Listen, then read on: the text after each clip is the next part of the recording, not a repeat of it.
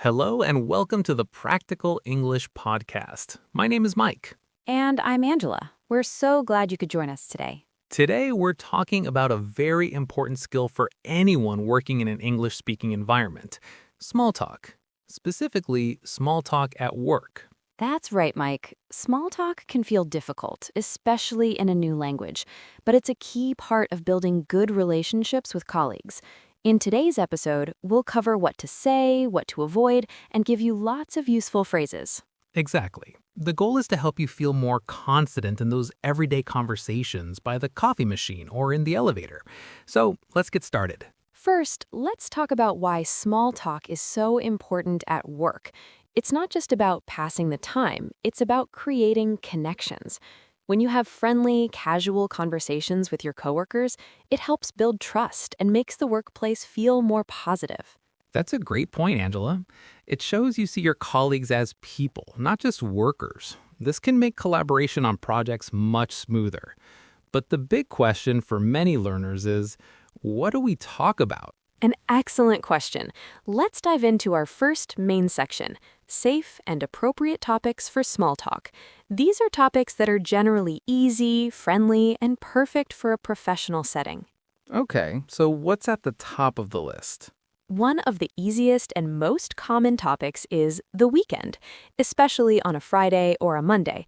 On Friday, you can ask about plans. On Monday, you can ask how it was. Right. Let's do a quick example. Imagine it's Monday morning. I'll start. Hey, Angela, how was your weekend? It was great. Thanks for asking, Mike. I went for a hike on Saturday. The weather was beautiful. How about you? Did you do anything fun? That sounds nice. I just relaxed at home and watched the movie. It was very quiet. See? Simple, friendly, and positive. Some useful phrases you can use are, have any plans for the weekend? How was your weekend? Or did you do anything nice over the weekend?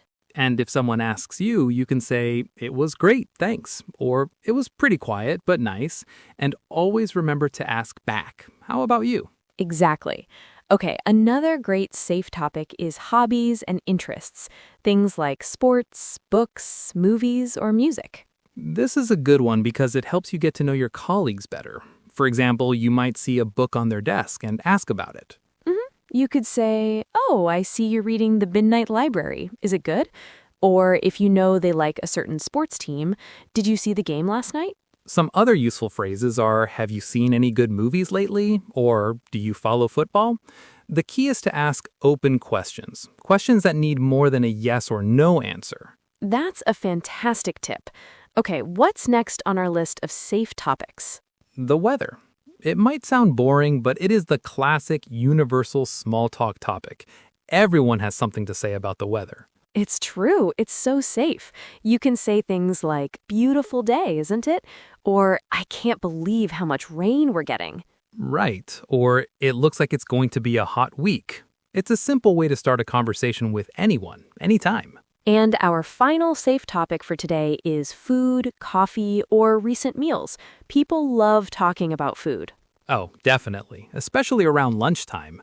You can ask, did you bring lunch today? Or have you tried that new cafe down the street? Yes, or if you see a colleague with a nice-looking coffee, you could say, ooh, that coffee looks good. Where did you get it? So to recap the safe topics, the weekend, hobbies and interests, the weather, and food. All great choices for a light, friendly chat at work.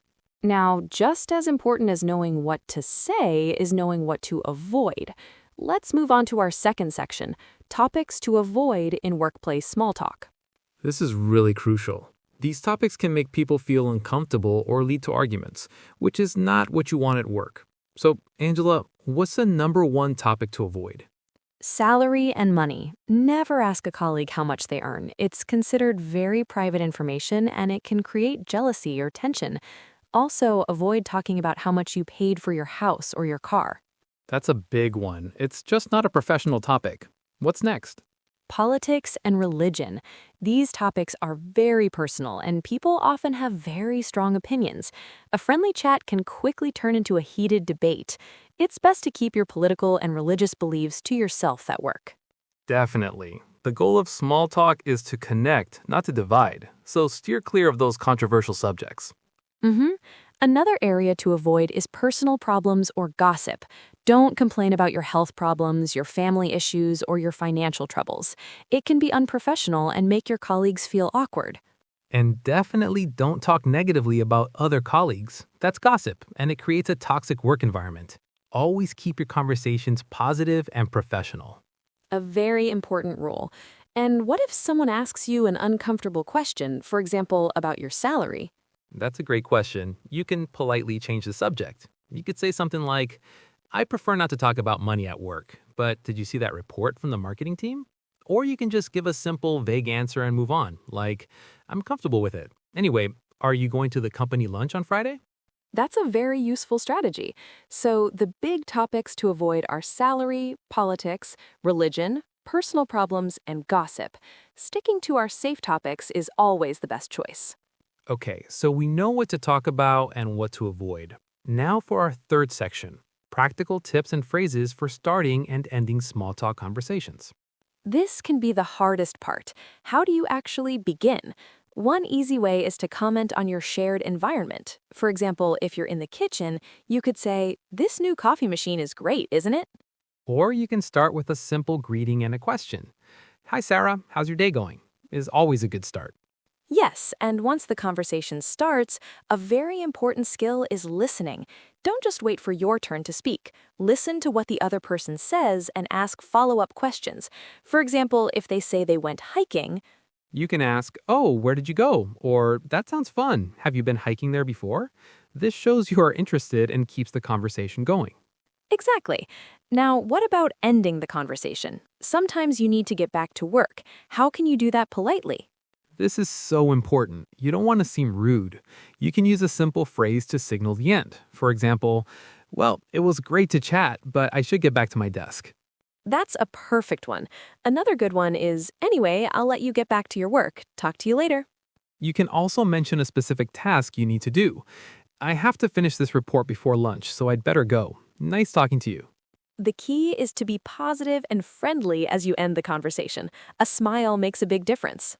All right, that brings us to the end of our main content. Let's quickly summarize the key takeaways from today's episode. First, small talk is an important professional skill that helps build relationships. Second, stick to safe topics like the weekend, hobbies, weather, and food.